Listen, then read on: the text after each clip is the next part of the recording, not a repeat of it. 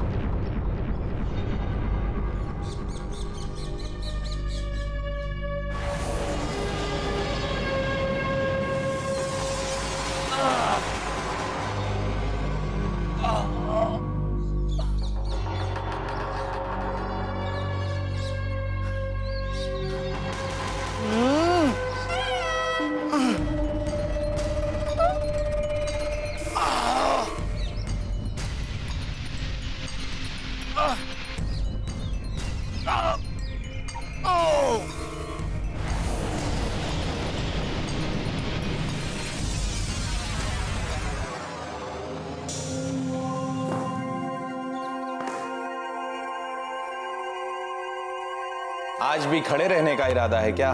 देखिए, मैं यहाँ पर कंप्लेन लिखवाने आई हूँ। लीजिए, पानी पी लीजिए। क्या है, दिमाग थोड़ा शांत हो जाएगा, फिर आराम से बैठकर बातें कर सकते हैं। क्या शिकायत लिखवानी है? एक 12-13 साल की बच्ची की गुम होने की रिपोर्ट लिखवाने आई हूँ। वो बच्ची कौन है? निन्नी। निन्नी नाम है उसका। और ये वही बच्ची है जिसने उस दिन मेरा पर्स चुरा लिया था। एक मिनट, आप यहाँ पर्स खोने की रिपोर्ट लिखाने आई हैं या बच्ची खोने की? बच्ची के खोने की, और वो मेरे ही पास है। आप खुद ही अपनी कहानी को लेकर श्योर नहीं। पहले आप कहती हैं कि आप एक बच्ची के खोने की कंप्लेंट लिखाने आई हैं, और आप खुद ही कह रही हैं कि वो बच्ची आपके पास है। ये क्या माजरा है? कुछ समझ में नहीं आ रहा। देखिए, आप मुझे गलत समझ रहे हैं। वो बच्ची मेरे घर में ही है, मगर मैं चाहती हूँ कि निन्नी के द्वारा मैं उन तक पहुँच पाऊँ। देखिए, मैं एक समाज सेविका हूँ। ये तो बहुत अच्छी बात है कि आप एक समाज सेविका हैं। मैं तो यहाँ पर इसी उम्मीद से आई थी कि जिन लोगों ने निन्नी को अगवा किया है, मैं उन तक पहुँच सकूँ, ताकि उनकी कैद में फंसे और मासूम बच्चों की जान बचा सकूँ।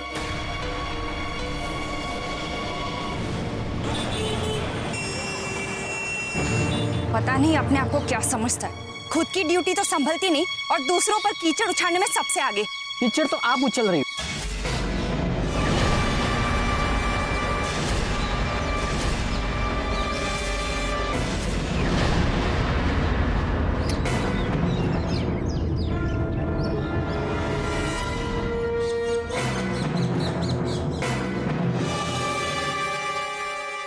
आप लोग कौन हैं? तुम्हारे घर में जो बच्चे हैं ना, उसके मालिक है हम। अच्छा, तो वो आप ही लोग हैं जो बच्चियों को उठाने का इतना घटिया काम करते हो। धंधा है वो हमारा। जाओ, बच्चे को लेकर आओ, जाओ। नहीं लेकर आऊंगी। क्या करोगे? सीधी तरह से समझा रहा हूं, बच्चे को मेरे हवाले कर दो। भूल जाओ। निन्नी ने मुझे सब कुछ बता दिया है कि और भी बच्चियां तुम लोगों के पास है, और बहुत जल्द उन बच्चियों को भी मैं तुम्हारी कैद से आजाद करवा दूंगी। तेरी ये मसल?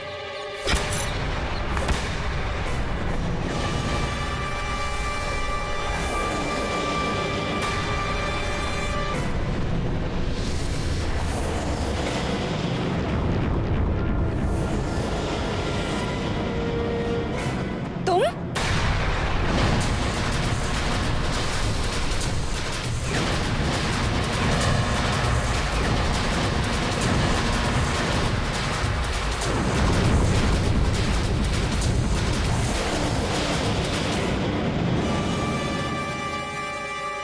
बॉडी,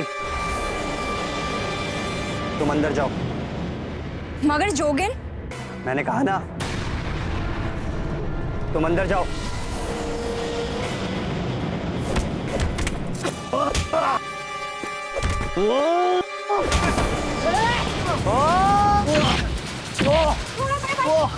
छोड़ दो तुम लोग मेरे को।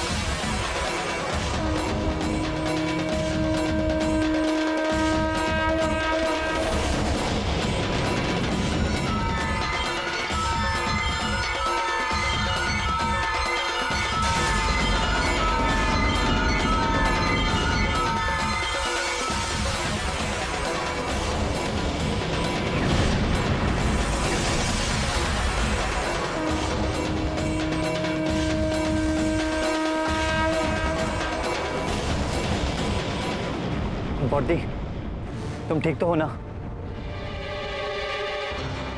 मैं इन दरिंदों के हाथ में उन बच्चियों को कभी नहीं दूंगी, कभी नहीं। ठीक है बॉडी, ऐसा कुछ नहीं होगा। तुम पहले शांत हो जाओ।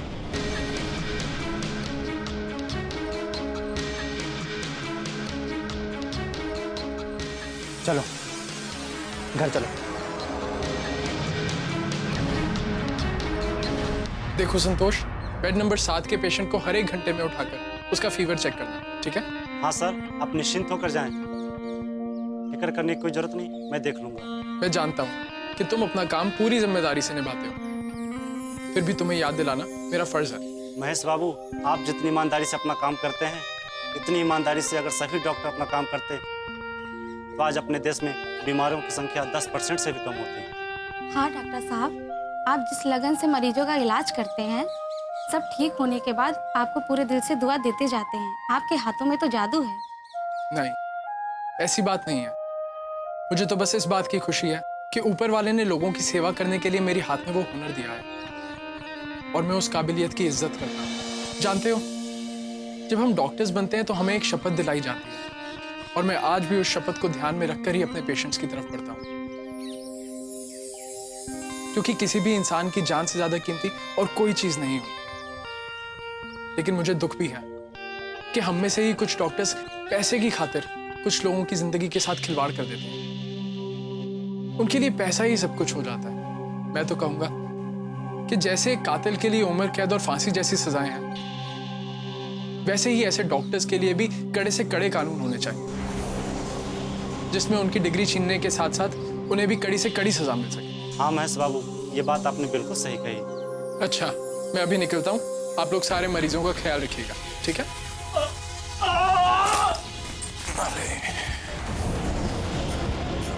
इसकी हालत बहुत खराब है, इसे बहुत चोट भी आई है। इसे जल्दी अंदर लेके चलो। नर्स, आप एंटीबायोटिक इंजेक्शंस, ड्रेसिंग किट और गर्म पानी तैयार कीजिए। क्विक, जाइए। जी डॉक्टर। मुझे लगता है कि तुम्हें किसी डॉक्टर को दिखा लेना चाहिए। अगर तुम कहो तो शहर के बाहर चलकर डॉक्टर की सलाह ले लेते हैं। नहीं बारेन, अभी मैं शहर से बाहर जाने का रिस्क नहीं ले सकता। तुम कैसी बातें कर रहे हो? तुम्हारे हाथ और चेहरे के घाव बहुत ज्यादा हैं।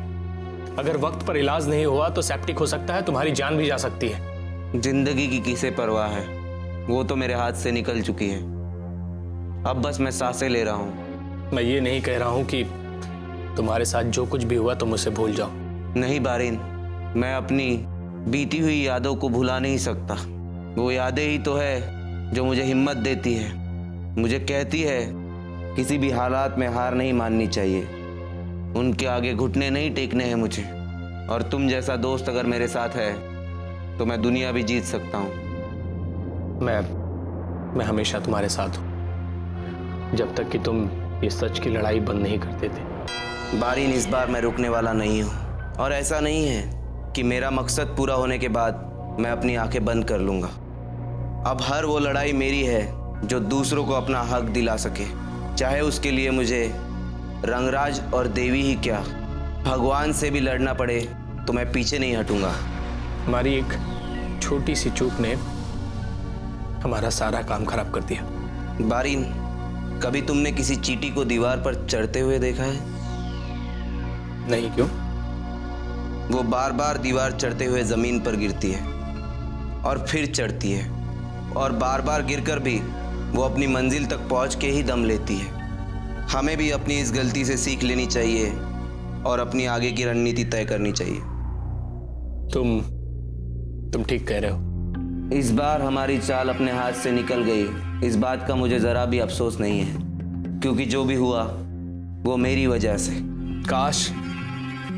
काश कि तुम्हें देवी की चाल का पहले ही पता चल जाता, तो आज तुम्हें छुपकर वार नहीं करना पड़ता। हमने साथ में बहुत काम किया है, लंबा समय गुजारा, इसलिए मैं तुम्हारी मदद कर रहा हूँ। जानता हूँ तुम जैसे ईमानदार दोस्त की कीमत उसे खोने के बाद ही लोगों को पता चलती है। जब वक्त और हालात भी आपका साथ छोड़ देते हैं तब पता चलता है कि अपने कौन है। अच्छा, अब मैं निकलता हूँ, वरना किसी ने मुझे यहाँ देख लिया तो गड़बड़ हो सकती है। वैसे भी मैं तुम्हें और मुसीबत में नहीं डाल सकता। दोस्त भी कहते हो और साथ भी नहीं निभाने देते।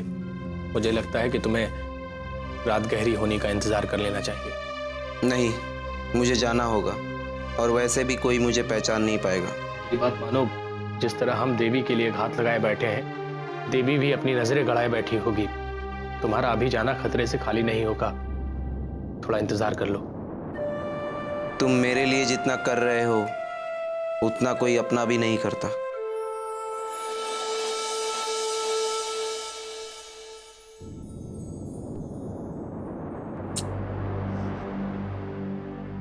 बहुत दर्द हो रहा है क्या? अब लगी है तो दर्द तो होगा ना। तो किसने कहा था बीच में पड़ने की? मुझे तुम्हारी मदद की जरूरत नहीं थी। बॉडी, तुम्हारे ऊपर कोई हाथ उठाएगा तो मैं हाथ पे हाथ धरे बैठा थोड़ी ना रहूंगा। अच्छा, और ये खुद का हाथ नहीं उठ रहा है, उसका क्या? मदद की जरूरत नहीं थी जोगिन मुझे, मैं काफी थी उन लोगों के लिए। सही कह रही हो तुम अकेले ही काफी थी, बिल्कुल रानी लक्ष्मीबाई की तरह। कुछ सेकंड के लिए तो आई वाज सरप्राइज कि तुम में इतनी शक्ति कहां से आ गई। पता नहीं जोगिन, मगर जब उन लोगों ने तुम पर हाथ उठाया और निन्नी को दोबारा उस दलदल में ले जाने की बात की तो मेरा खून खौल उठा। मैं नहीं जानती कि इतना गुस्सा, इतनी नफरत मुझ में आई कहां से। तभी तो औरतों को देवी का स्वरूप कहते हैं। देवी का मतलब होता है शक्ति, जो हर महिला में होती है। उस वक्त तुम साक्षात माँ दुर्गा का रूप लग रही थी। तुमने सही कहा जोगिन, हर औरत के अंदर शक्ति होती है, तभी तो वो सृजन करती है और जीवन की रफ्तार बनी रहती है। मगर आज के दौर में समाज के पुरुषवादी सोच के आगे हर औरत अपने शक्ति का रूप भूल गई है। इसीलिए आज वो अत्याचार का शिकार बन रही है। बॉडी, उन लोगों के लिए मुझे बहुत दुख लगता है जब मैं उनको ऐसी सिचुएशंस में देखता हूँ, लेकिन हम कर भी क्या सकते हैं। जोगिन, सबसे पहले तो हमें हमारी सोच को बदलना होगा, खुलकर आगे आना होगा, तभी तो हम समाज की तस्वीर को बदल पाएंगे। और जोगिन, मैं किसी भी हाल में निन्नी को उन लोगों के हवाले नहीं करूंगी। बॉडी, वो लोग बहुत खतरनाक लोग हैं, हम ये अकेले नहीं कर सकेंगे, हमें पुलिस की मदद लेनी चाहिए। जोगिन, मैं पुलिस स्टेशन गई थी, मगर हमें उनसे कोई उम्मीद नहीं रखनी चाहिए। ऐसा क्यों? वहां पर एक नया इंस्पेक्टर आया है, मान सिंह राठौर। हर बात को मजाक में लेता है, जैसे उसकी आदत सी बन गई है। अगर ऐसी बात है तो इस तरह के गुंडे और उनके गिरोह की हिम्मत एक बार फिर से बढ़ने लग जाएगी। नहीं जोगिन, मैं उनके खिलाफ लड़ूंगी। निन्नी जैसी कई बच्चियों के रोज सौदे होते हमारे देश में, और निन्नी ही नहीं बल्कि उसके साथ फंसे उन हर एक बच्चियों को मैं बचाऊंगी। बॉडी, जो तुम करने जा रही हो वो राह आसान नहीं है, मगर मैं तुमसे वादा करता हूं कि इस काम में मैं हमेशा तुम्हारे साथ हूं। अक्षय अगर ये सब कुछ कर रहा है तो बारीन बाबू उसकी मदद क्यों कर रहे हैं? इसका जवाब तो सीधा सा है कि अगर कल को हमें कुछ हो जाता है तो हम इतना तो जानते हैं कि तुम हमारे दुश्मन के घर शरण लेने से बाज नहीं आओगे।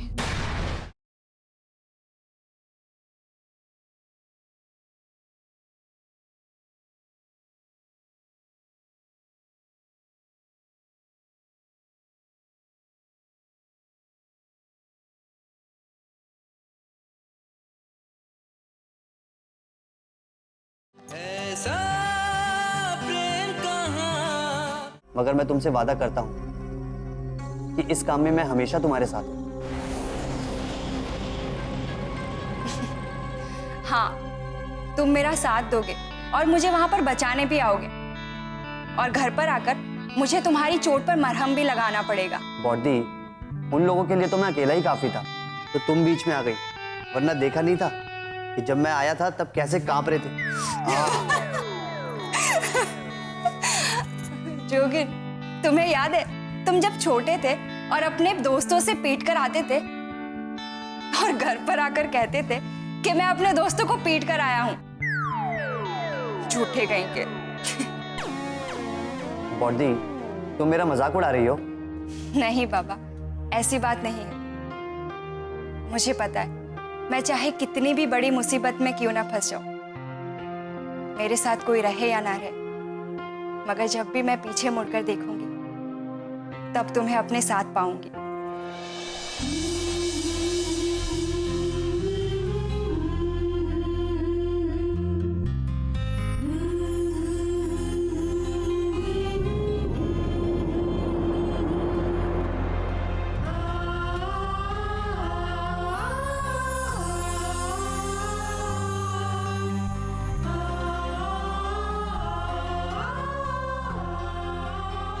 चलो अब तुम सो जाओ, और वैसे भी काफी रात हो गई है।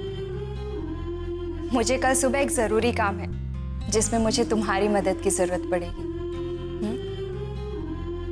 बॉडी,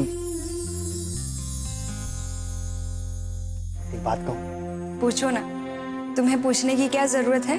कभी कभी मैं सोचता हूं कि माँ ने अगर मुझे तुम्हारे पास नहीं छोड़ा होता तो मैं ये बहन भाई का रिश्ता कभी समझ ही नहीं पाता। तुम मेरे जीवन में रोशनी का महत्व रखती हो।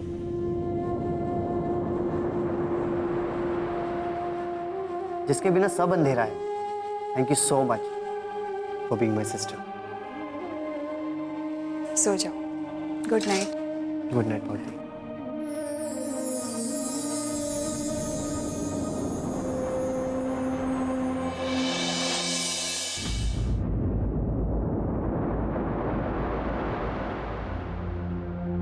देवी जी, चलिए कुछ खा लीजिए। आपके ऐसे करने से सब कुछ ठीक थोड़ी हो जाएगा। नहीं उमाकांत, हमने कहा ना तुम जाओ, हमारा मन कुछ भी खाना खाने का नहीं कर रहा है। ये आपने 2 दिन से एक अन्न का दाना भी नहीं खाया है, ऐसे तो आपकी सेहत पे फर्क पड़ेगा। उमाकांत, तुम समझने की कोशिश क्यों नहीं कर रहे हो? इस समय हमें ना तो भूख सता रही और ना प्यास। हमारा सारा ध्यान इस समय रंगराज जी पर लगा हुआ है। अगर अक्षय ने उन्हें बंदी बनाया है तो न जाने वो उनसे कैसे पेश आ रहा होगा। देवी जी, आपका कहना लाजमी है, लेकिन ये भी तो सोचिए, वो रंगराज बाबू है। अगर अक्षय ये सब कुछ कर रहा है तो वो भूल कर रहा है, क्योंकि किस फौलाद से टकरा रहा है उसे कुछ समझ में नहीं आ रहा है। लेकिन मेरी एक बात समझ में नहीं आ रही है। क्या? अक्षय अगर ये सब कुछ कर रहा है तो बारीन बाबू उसकी मदद क्यों कर रहे हैं? इसका जवाब तो सीधा सा है कि अगर कल को हमें कुछ हो जाता है तो हम इतना तो जानते हैं कि तुम हमारे दुश्मन के घर शरण लेने से बाज नहीं आओगे। तुम जाकर आनंदो बाबू की गोद में बैठ जाओगे। देवी जी, आप कैसी बात कर रही हैं? नहीं नहीं, मैं ऐसा कभी नहीं कर सकता। ऐसा नहीं है उमाकांत कि हम तुम्हारी ईमानदारी पर शक कर रहे हैं, मगर हम तुम्हें यह बताना चाहते हैं कि यही प्रकृति का नियम है। दुनिया किसी के बिना किसी के लिए रुकती नहीं है। मैं कुछ समझा नहीं देवी जी। अब रमेश तो इस दुनिया में रहा नहीं, और जहां तक हम बारिन को जानते हैं, वो किसी के सहारे के बिना कुछ भी नहीं कर सकता। ऐसा नहीं है कि उसमें फैसला लेने की समझ नहीं है, वो तो रमेश से ज्यादा समझदार है, मगर उसमें फैसला लेने की हिम्मत नहीं है। कुछ लोगों को हमेशा किसी न किसी के साथ बने रहने की बड़ी बुरी आदत होती है, और अगर रमेश जैसा दोस्त हो तो वो आदत लत में बदल जाती है, और अपनी इसी आदत से मजबूर होकर बारिन अक्षय से जा मिला होगा। ये बात मेरे दिमाग में क्यों नहीं आई? कुछ दांव पेच इतने बारीक होते हैं जिन्हें समझ पाना नामुमकिन होता है,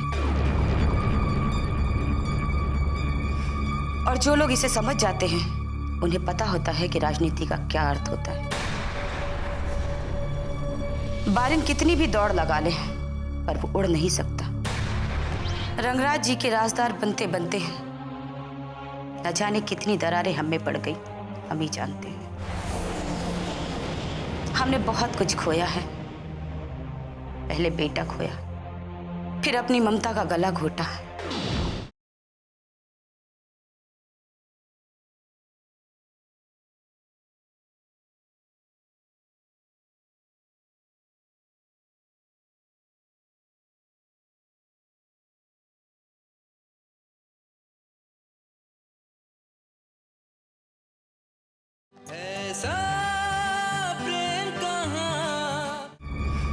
और जो लोग इसे समझ जाते हैं उन्हें पता होता है कि राजनीति का क्या अर्थ होता है।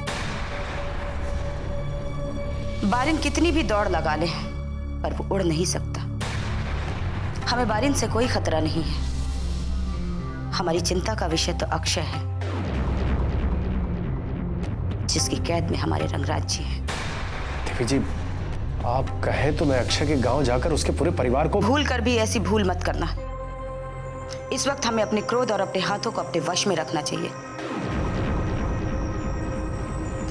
हमारा कोई भी पलटवार रंगराज जी को नुकसान पहुंचा सकता है, जिसकी कीमत हम पूरी उम्र नहीं चुका पाएंगे। देवी जी, मान गया आपको। अगर आप चाहती तो रंगराज जी के सत्ता पर कभी भी कब्जा कर सकती थी, लेकिन आपने ऐसा नहीं किया। आपकी ईमानदारी और रंगराज जी के प्रति आपकी श्रद्धा को देखकर मेरा मन भर आया। तभी तो रंगराज जी ने आपको अपना राजदार बनाया है। हाँ उमाकांत, रंगराज जी के राजदार बनते बनते न जाने कितनी दरारें हम में पड़ गई, हम ही जानते हैं। हमने बहुत कुछ खोया है। पहले बेटा खोया, फिर अपनी ममता का गला घोटा,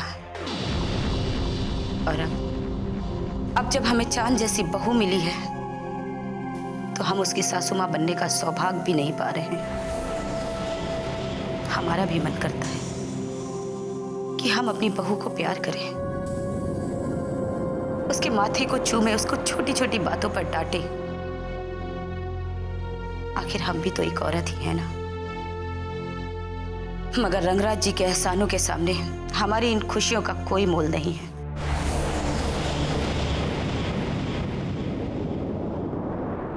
उसके बचने की उम्मीद बहुत ही कम है कमला। चोट लगने की वजह से उसकी बॉडी का बहुत सारा खून बह गया है। उसने कई दिनों से कुछ खाया भी नहीं था, जिसकी वजह से बॉडी रेजिस्टेंस भी बहुत लो हो गया है। लेकिन उनकी इच्छा शक्ति की दाद देनी पड़ेगी। इतनी चोट लगने के बाद भी उन्होंने खुद से हार नहीं मानी।